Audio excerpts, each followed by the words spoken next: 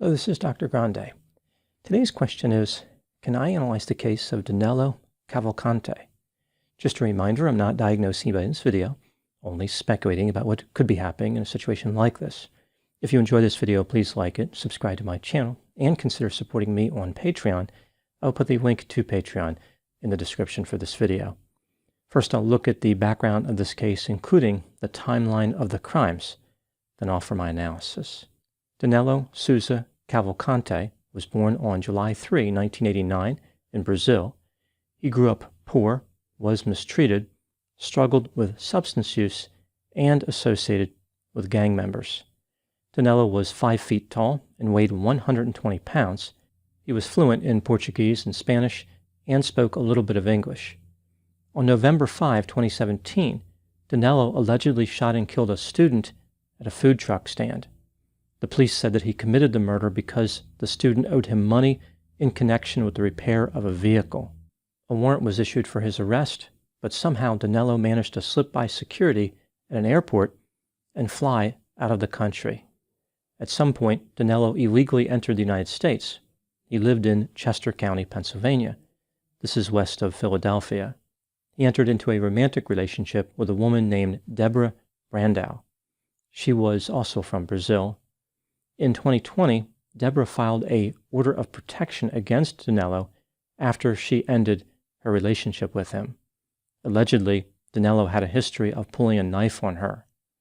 On Sunday, April 18, 2021, Danelo was at Deborah's residence. According to a witness, Danelo said he was going to do something bad. He then pulled 2 knives out of a bag that was behind his back. He attacked Deborah outside her home in front of her 2 young children, a 7-year-old daughter and a 3-year-old son. Danelo grabbed her hair, threw her to the ground, and stabbed her 38 times. 33-year-old Deborah died as a result of the attack. Danelo committed the murder to prevent Deborah from revealing that he was wanted for murder in Brazil.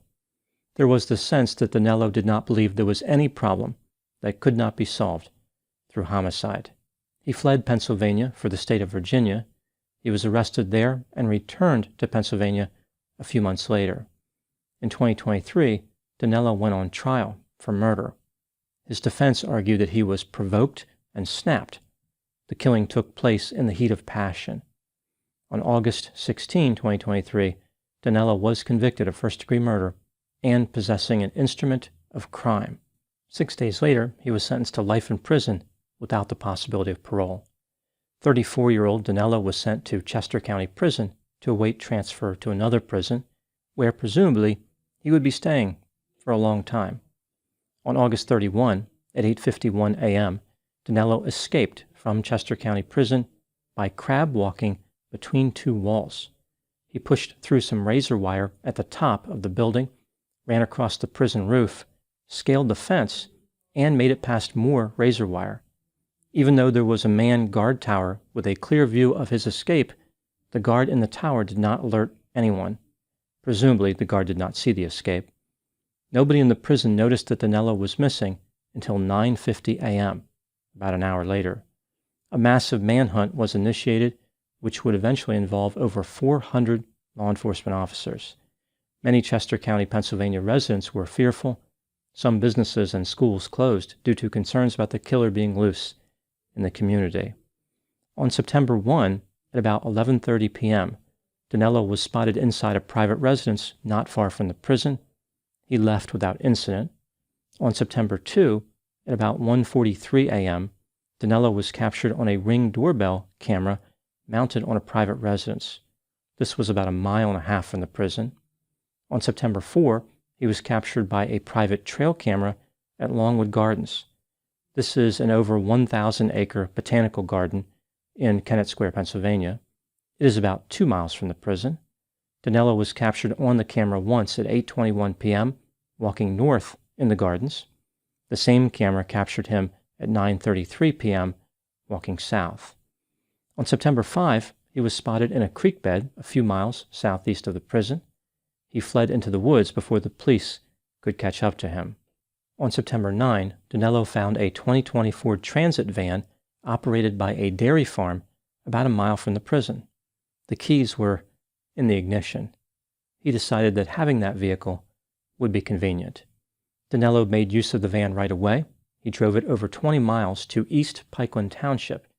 At 9:52 p.m., he was captured on a doorbell camera at the residence of a former coworker.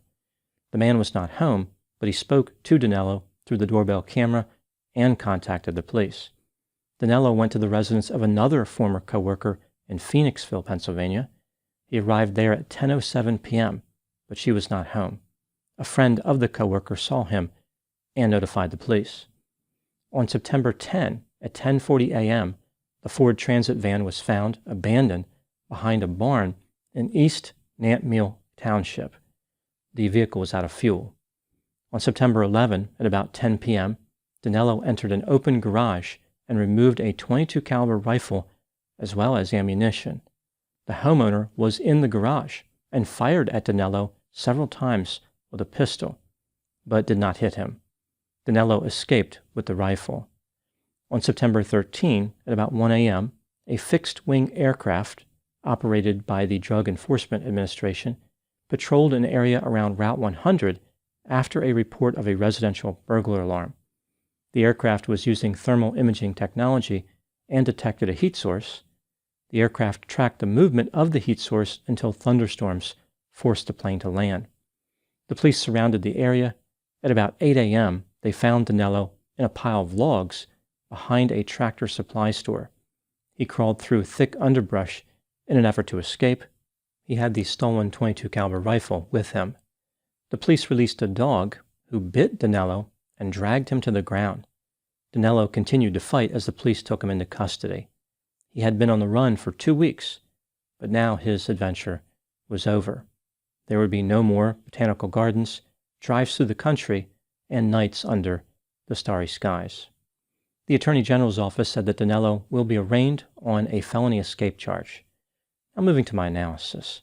Here are my thoughts on a few areas that stood out to me in this case. Item number 1. On May 19, 2023, about 3 months before Danelo escaped, an inmate at the same prison escaped and was quickly recaptured. The prison added razor wire in response to this escape, yet when Danelo escaped, he used the same method as the other prisoner. On September 7, as the manhunt was underway, the prison guard who was on duty in the guard tower when Danelo escaped was fired after 18 years of service. The reason for his termination was never supplied to the public, although I imagine it had something to do with the escape part. The guard had a cell phone in his possession, which was a violation of policy. Officials claim there was no evidence that Danelo was a flight risk. I find this curious considering he fled from Brazil after being accused of murder there and fled to Virginia after being accused of murder in Pennsylvania. One could argue there was nothing but evidence supporting the idea that he was a flight risk. What were the officials waiting for? What type of proof would have convinced them? There is this sense that even if they had received a letter from Danelo announcing his intent to escape, they would have said something like, well, it wasn't notarized. How can we take that seriously? Item number 2. Some people believe that Danelo was an expert survivalist who was a master of evasion. In my opinion, he had no idea what he was doing.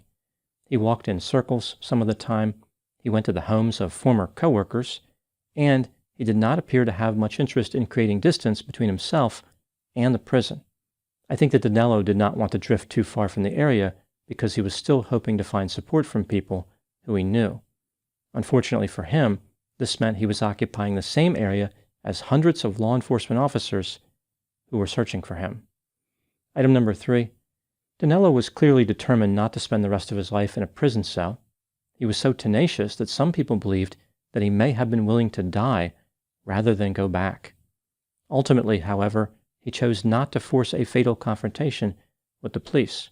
At the end of his adventure, he knew that he was about to get caught, yet he didn't raise his rifle or do something else to provoke the police into shooting him. I think this illustrates how fond inmates are of staying alive, even if they must spend that life in the horrible conditions of a prison. This is why so many convicted killers are motivated to take plea deals to avoid the death penalty. Item number 4. After the escaped killer was arrested, police wearing camouflage gear congregated for a group photo. This led to a pretty strong reaction from some people. They found this to be offensive for a few reasons.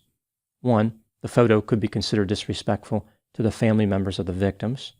Two, it took the police 2 weeks to catch the escapee. Perhaps they should not be so quick to congratulate themselves and memorialize their failure. And three, tax dollars paid for these officers to dress up and run around with guns. They were taking their time to pose for this photograph using taxpayer money. I'm not at all surprised that the police wanted to take this photograph, but I do think it demonstrates poor judgment, an unprofessional attitude, and a lack of insight. Clearly, it would have been better to avoid taking the photograph. There's a difference between what is legally permitted and what represents good judgment. Item number 5. The entity who actually apprehended the escaped killer was a dog. I realize that dogs are used in these types of situations to protect human life, but I still find it curious that several hundred armed and armored agents of the government stood around this escapee as the dog did all the work. Maybe they should have only taken photographs of the dog. After all, he was the real hero. Now moving to my final thoughts. In my time producing videos, I have covered many true crime cases. Even so, it's rare that one takes place near where I live. I live in Newcastle County, Delaware, which is adjacent to Chester County, Pennsylvania. Longwood Gardens, the botanical garden where Danelo was captured on camera, is only about 20 miles from my house. It is a place I have visited many times. A peaceful location, typically not associated with homicide. People in this area had many different reactions to the stress of having a killer on the loose. Some people didn't change anything, like it didn't matter, and other people were turning their houses into little forts. It reminds me of the varied reactions to a predicted snowstorm. Some people could care less, other people try to buy 5 cubic yards of rock salt from Lowe's.